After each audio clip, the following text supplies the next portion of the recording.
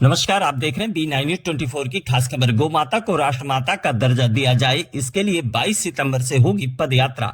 Lucknow UP press club में गो प्रतिष्ठा आंदोलन के संयोजक ब्रह्मचारी मुकुंदानंद ने वार्ता के दौरान बताया कि अगर सरकार गौ माता को राष्ट्र माता का दर्जा नहीं देती है तो 22 सितंबर से लेकर के 26 अक्टूबर तक गौ प्रतिष्ठा आंदोलन चलाया जाएगा और भारत के 37 प्रदेशों की राजधानी तक की जाएगी। देखिए खास खबर B9 News 24 के साथ।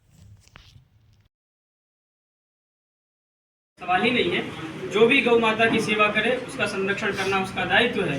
बूचड़ खाने में यदि कोई दे रहा है तो निश्चित रूप से उसको नहीं देना चाहिए, उसका संरक्षण करना चाहिए, गौ माता की सेवा करनी चाहिए। देखिए, गौ माता कहते हैं कि जब वृद्ध हो गई, जब दूध नहीं दे सकती, जब बच्चा नहीं दे सकती, तब क्या देगी? लोग पूछते हैं क्यों रखें हम अपने पास, हम इसको बूचड़ खाने में दे देते हैं। तो उनका विचार हो सकता है कुछ, हम सनातनियों का विचार ये है कि गौ माता के रोम रोम से आशीर्वाद निकलता है, गौ माता रोम रोम से आशीर्वाद देती है। इसीलिए गौ माता को किसी, अब जैसे हमारी माँ बूढ़ी हो गई, अब हम वो किसी काम की नहीं है हमारे लिए, तो क्या उसको डिस्पोजल करने के लिए हम कसाई को दे देंगे कि तुम इसको काट करके अलग कर दो? जैसे हम अपनी माँ के लिए ये विचार नहीं कर सकते, वैसे ही गौ माता हमारी माता है। जिनका संरक्षण सही से नहीं हो पा रहा है, तो उस सब पे विचार किया जाएगा ना, उस पर विचार किया जाएगा। जहाँ संरक्षण की आवश्यकता होगी वहाँ शंकराचार्य मठ स्वयं आगे आएगा, संरक्षण करेगा, समाज के लोगों का सहयोग लेगा, लेकर के उसको करेगा। देखिए, जब सरकार के स्तर पर एक नीति निर्धारण आप कर लेंगे तो समाज के स्तर पर धीरे धीरे वो सब निश्चित रूप से उसका क्रियान्वयन होना सरल और सहज हो जाएगा। हम लोग जानते हैं सनातन संस्कृति में सिर्फ गौ नहीं, किसी भी तरह के पशु को काटना गलत होता है। तो बलि प्रथा को लेकर आप क्या कहना चाहेंगे जो अलग अलग मंदिरों में होती है? देखिए, बलि प्रथा, बलि शब्द का क्या अर्थ है ये आपको समझना होगा। शास्त्र में जो है बलि शब्द के कई अर्थ हैं। बलि शब्द का एक अर्थ जब हम सूंघ लेते हैं उसको भी बलि कहा जाता है शब्द शास्त्र की भाषा में। जहाँ तक पशु हिंसा या जीव हिंसा की बात है तो हम सनातन धर्म में इस तरह की किसी हिंसा पर विश्वास नहीं करते हैं। कई सिद्ध पीठों में तो बलि प्रथा है, जैसे कामाख्या देवी और अन्य कई ऐसे मंदिर पर। देखिए, जहाँ की जो परंपरा है उस परंपरा के विषय में, वहाँ के क्या नियम है उस विषय में बहुत कुछ कहना ठीक नहीं होगा, लेकिन हम ये जरूर कहते हैं कि हम लोग किसी तरह की हिंसा में विश्वास नहीं करते हैं। सर, यदि जो पद यात्रा आप निकालने पैदल यात्रा दिल्ली ये तक पद यात्रा नहीं है, मतलब भारत यात्रा, यदि इसके बाद सरकार कुछ नहीं सोचती है आगे क्या करेंगे? आगे क्या होगा? जब तक लक्ष्य की प्राप्ति, देखिए जो उत्तम पुरुष होता है वो कोई बात शुरू करने के पहले पूरा विचार करता है, विचार करने के बाद जब वो आरंभ करता है तो लक्ष्य की प्राप्ति तक चलता रहता है।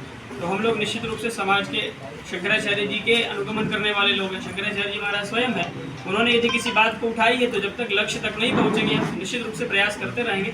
अभी हमारी भारत भ्रमण, ये भारत यात्रा है गौ ध्वज स्थापना की, उसके बाद दिल्ली में गोपाष्टमी में एक बड़ा आंदोलन, बड़ी मीटिंग, बड़ी बैठक हम लोग कर रहे हैं और हम लोगों का उद्देश्य है कि गौ माता को उनका सम्मान मिले। और नकारात्मक हम क्यों सोचें, हम ये अनुमान करते हैं कि हमारे इस प्रयास से शंकराचार्य जी महाराज के, केवल शंकराचार्य जी अकेले नहीं हैं, शंकराचार्य जी 100 करोड़ हिंदुओं के प्रतिनिधि हैं। वो यदि किसी बात को कहते हैं तो ये माना जाना चाहिए कि 100 करोड़ हिंदू समाज इस बात को कह रहा है। तो 100 करोड़ हिंदू समाज की तरफ से कोई बात यदि कही जाएगी तो हम ये समझते हैं कि सरकार उसको गंभीरता से लेगी और गंभीरता से लेकर के उस पर सकारात्मक निर्णय होंगे, गौ हत्या इस देश से बंद होगी और गौ माता को राष्ट्रमाता का सम्मान मिलेगा। सर, ये इसको बंद कर दीजिए, इसको बंद कर दीजिए और सामने देख, क्वेश्चन कहीं से भी हो देखिएगा सामने। सर, महाराज जी, गौ हत्या को रोकने के लिए आपके द्वारा यात्रा का आयोजन किया जा रहा है, क्या कुछ विवरण है इस पूरी यात्रा को, उसके बारे में? देखिए, शास्त्रों में कहा गया है गावो विश्वस्य मातरः, गौ माता जो है वो विश्व की माता है। वेदों ने, शास्त्रों ने स्थान स्थान पर इस बात को बार बार दोहराया है। ऐसे वेद और शास्त्र को मानने वाले इस भारत भूमि पर निरंतर गौ हत्या होती जा रही है। एक रिपोर्ट के आधार पर ये कहा जा सकता है कि प्रतिदिन लगभग 80,000 गाय काटी जाती है इस देश में। तो हम लोग ये चाहते हैं कि ये राम और कृष्ण की भूमि है, जो गौ माता के संरक्षण के लिए जिन्होंने अवतार धारण किया, ऐसे राम और कृष्ण की भूमि पर गाय की हत्या हो, इससे बड़ा कलंक कुछ नहीं हो सकता है। गौ हत्या का कलंक भारत भूमि के, भारत के माता के मस्तक से समाप्त हो, इसके लिए पूर्व में भी हमारे आचार्यों ने बड़े बड़े आंदोलन किए हैं। विशेष करके पूज्यपाद धर्म सम्राट स्वामी श्री कृपात्री जी महाराज ने, पूरी पीठ के पूर्वाचार्य जी महाराज ने, हमारे ब्रह्मलीन द्विपीठाधीश शंकराचार्य जी महाराज ने, बहुत देश के अनेकों संतों ने गौ हत्या बंदी के लिए आंदोलन किए हैं। उन्हीं आंदोलन को एक नया स्वरूप, एक नया तेवर देने के लिए ज्योतिर्मठ के जगतगुरु शंकराचार्य पूज्यपाद स्वामी श्री अभिमुक्तेश्वरानंद सरस्वती जी महाराज आगामी दिनों में गौ ध्वज स्थापना भारत यात्रा कर रहे हैं, जिसके लिए आज हम लोग यहाँ उपस्थित हैं।